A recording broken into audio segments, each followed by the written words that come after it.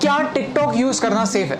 कुछ ही दिनों पहले TikTok crossed 1 billion downloads world wide. इसका मतलब है कि 1/7 of the world population is using TikTok. इस ऐप पर किस टाइप का कंटेंट होता है, वो क्या सोशल मैसेज देता है, वो अच्छा है या नहीं, ये सब बात की बात है। Right now I want to share with you something very dangerous that I discovered about TikTok. You think that I am making sense? इस वीडियो को शेयर जरूर कीजिए, क्योंकि इस वीडियो से किसी ना किसी को हेल्प हो सकती है। आज एक्चुअली मैं बहुत एडवेंचरस फील कर रहा था, तो मैंने टिकटॉक डाउनलोड किया और मुझे एक काफी अजीब चीज रियलाइज हुई। यू सी, जब आप कोई वीडियो रिकॉर्ड करने की कोशिश करते हैं, तब टिकटॉक आपसे आपकी कैमरा की, ऑडियो रिकॉर्ड करने की और SD कार्ड एक्सेस करने की परमिशन मांगता है। ये सारे परमिशंस मांगना बहुत सारे ऐप्स में कॉमन होता है, लेकिन प्रॉब्लम उस चीज की है जिसकी परमिशन टिकटॉक आपसे मांगता नहीं है, लेकिन फिर भी डेटा आपसे चुराता है। That's your location.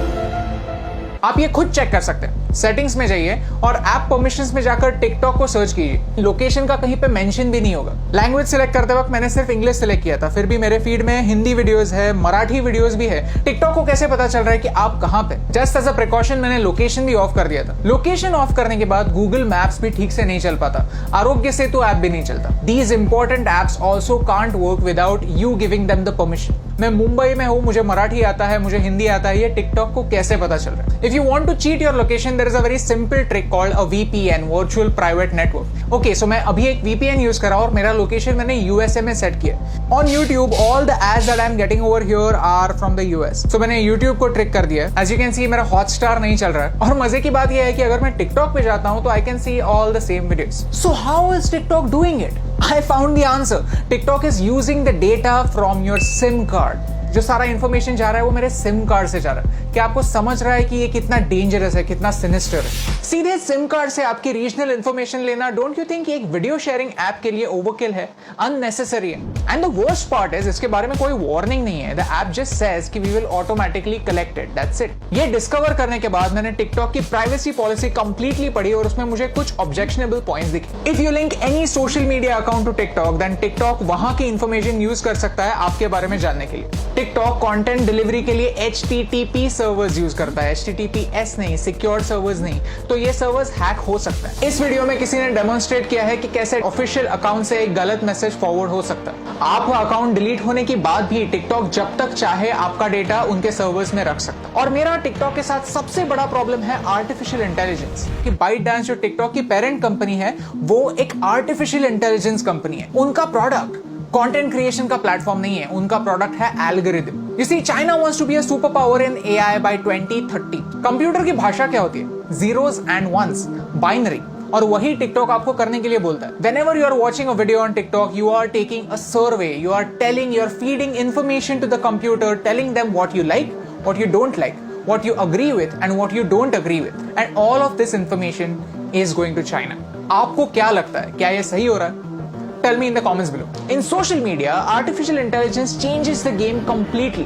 Computer decide करता है कि आपको क्या देखना चाहिए और क्या नहीं देखना चाहिए। सर्च का ऑप्शन ना होने की वजह से प्लेटफॉर्म कंट्रोल करता है कि आप क्या देखेंगे, और ये एक बड़ा प्रॉब्लम है। ओके, सो चाइना पर आता है। चाइना में ऐसा लॉ है कि if you are a Chinese company, then you have to share the data that you collect with the Chinese government. And because of this, Indian ministry of defence ने armed forces को 42 apps अपने phone से delete करने के लिए कहा। India does not have a proper data protection act. We ourselves need to be extra safe. China में freedom of press है ही नहीं। पूरी प्रेस गवर्नमेंट के कंट्रोल में। Syria, Saudi Arabia, Afghanistan, Somalia, ये कंट्रीज भी फ्रीडम ऑफ प्रेस की स्केल पर चाइना से ऊपर आती हैं। और यही सारे रेस्ट्रिक्शंस उन सारे लोगों पर भी अप्लाई हो जाते हैं जो चाइनीज एप्स यूज करते हैं। Start talking about Tibet, start talking about Hong Kong, start talking about Taiwan. अगर आपका वीडियो स्ट्रेट अवे बैन नहीं हुआ तो वो ज्यादा लोगों तक नहीं पहुंचेगा। यू सी, आज चाइना को तिब्बत से प्रॉब्लम है, कल अरुणाचल प्रदेश से भी हो सकती है, लद्दाख से भी हो सकती है। If you can't talk about this stuff, how will you know about it? How will you raise your voice? And by using these Chinese apps, we are supporting China's version of the internet.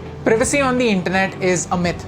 हम जब भी कोई service free में use करते हैं तो हम उनके प्रोडक्ट होते हैं, हमारा डेटा हमारी करेंसी होता है। शुड यू डिलीट टिकटॉक और any other app for that matter? ये बताने वाला मैं कोई नहीं होता। But you can definitely take some precautions. If you have Chinese apps on your phones, then don't use UPI or any net banking apps on the same phone. When creating an account, don't use Google to sign in. Create a new account, use a different password.